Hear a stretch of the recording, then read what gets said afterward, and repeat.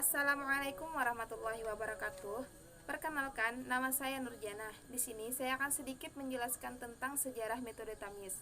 Mengapa dinamakan tamyiz? Ini adalah sebagai penghormatan kepada penemu metode ini, yaitu almarhum Kyai Anas Tamyiz. Metode tamyiz dikemukakan oleh keponakan beliau sendiri yang bernama Ustadz Zaunal Fatin, atau yang lebih dikenal dengan Abah Zaun atau Abaza. Beliau adalah mantan staf ahli Menteri Kehutanan Abaza MS. Sejarah metode tamyiz.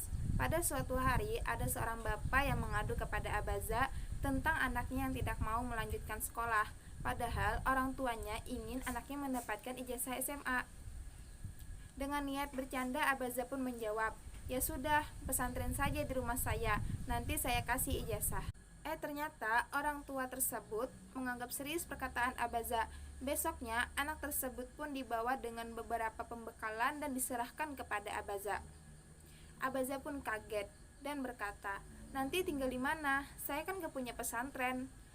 Orang tua Abaza pun menjawab dengan polos, "Tinggal saja di rumah Abah, nanti dikasih ijazah."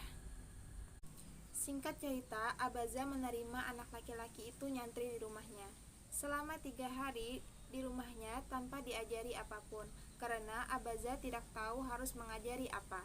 Akhirnya hari keempat, mau tidak mau Abaza harus mengajarinya. Dan diajarilah apa yang pernah beliau pelajari di sebuah musola di kampung halamannya di Indramayu, yaitu pamannya sendiri, yaitu Kyai Anas Tamyiz yang mengajarinya. Dan genap 1 bulan, anak yang tidak ada background bahasa Arabnya sudah bisa menerjemahkan Al-Quran. Dan lebih takjubnya lagi, anak beliau yang berumur 7 tahun juga sudah bisa menerjemahkan Al-Quran, karena memang anak tersebut selalu ikut saat ayahnya mengajari anak SMA tadi. Akhirnya diajarkan lagi tamyiz lanjutan selama 2 bulan. Setelah itu dites untuk membaca kitab kuning atau kitab gundul, dan alhamdulillah mereka bisa. Bahkan ketika didatangkan seorang ahli bahasa Arab, yaitu Dr. Muhammad Ahsin Sakho, beliau adalah anggota tim terjemah Al-Quran Persidepak, untuk melakukan tes terhadap anak-anak ini. Beliau terkagum-kagum dan menemukan 11 manfaat dari metode ini. Dan dalam kondisi belum sempurna metodenya, di awal 2010 di acara Islamic Book Fair ditodong untuk langsung launching metode tamyiz ini di khalayak masyarakat dan meluncurkan kitab tamyiz yang bermanfaat. Sekian dari saya, terima kasih. Assalamualaikum warahmatullahi wabarakatuh. Kemudian kita lanjut ke prinsip metode tamyiz. Yang pertama yaitu adalah duni illa tikulumuni. Santri belajar dengan teknik mengeraskan suaranya sebagai salah satu cara untuk mengoptimalkan otak kiri dan otak kanan secara seimbang. Ditambah dengan teknik pengulangan yang integratif sebagai salah satu cara mengoptimalkan potensi otak bawah sadar atau kolbun, sehingga hasil belajar akan lebih mengoptimalkan. Yang kedua ada sentut, yaitu santritot. Model belajar santri adalah ustadz yang sedang mengajar atau menjelaskan kepada santri. Insya Allah santri otomatis bisa mengajarkan tamyiz kepada orang lain. Anak kecil pun sudah bisa mengajarkan terjemah Al-Quran dan kitab kuning sebagaimana ustadz dan kiai. Assalamualaikum warahmatullahi wabarakatuh. Perkenalkan, nama saya Rio Andri Saputra. Nah, saya ingin menjelaskan kelebihan dan kekurangan metode tamyiz ini. Yang pertama, ada kelebihan dalam menerjemahkan Al-Quran dengan metode tamyiz, tetapi menggunakan teknik belajar laduni, yaitu cepat dalam memahami informasi, yakni materi pelajaran tamyiz yang dipelajari. Dapat mengingat materi pelajaran dengan baik dalam jangka panjang sehingga ingatannya akan menjadi perilaku.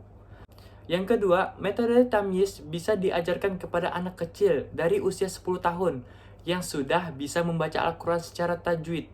Ingat persyaratannya, anak kecil tadi yang umur 10 tahun minimal sudah membaca Al-Quran itu secara tajwid dan bisa mengajarkannya kembali, yakni dengan mengadakan prinsip duplikasi pelajar menjadi pengajar. Duplikasi seseorang dari pelajar menjadi pengajar sangat cepat, hanya memerlukan waktu belajar selama 100 jam. Yang ketiga, kualitas pengajar terjaga dengan baik karena mereka telah memiliki pengalaman empirik berhasil mengajar minimal 1 orang sampai bisa menerjemahkan Al-Quran dan kitab kuning dalam waktu 100 jam masa belajarnya. Kelebihan yang terakhir, menerjemahkan dalam metode ini, yaitu metode tamyiz, dengan menggunakan teknik laduni, itu dapat mengingat dengan baik selama 2 jam. Adapun kelemahan yang saya amati itu ketika pelajar hanya belajar dengan materinya saja, tidak dibarengi dengan praktek langsung. Nah, inti dari belajar tamyiz ini itu menggunakan teknik laduni itu harus dengan prakteknya langsung. Apabila kita hanya dengan materinya saja, itu membuat sedikit kesulitan karena yang intinya itu adalah prakteknya. Nah, mungkin itu saja yang dapat saya paparkan. Mungkin dilanjutkan sama teman-teman yang lain. Assalamualaikum warahmatullahi wabarakatuh. Di sini kami kelompok 7 ingin menjelaskan sedikit tentang metode tamyiz, bagaimana cara prakteknya. Assalamualaikum warahmatullahi wabarakatuh. Waalaikumsalam warahmatullahi wabarakatuh.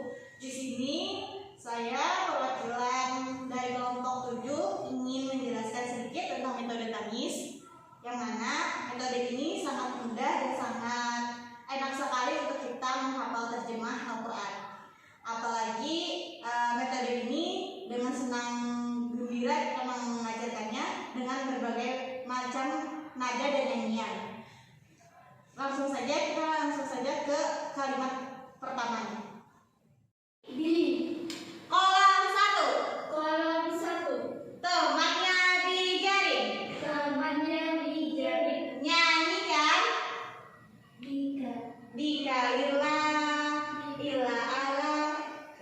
Selesai.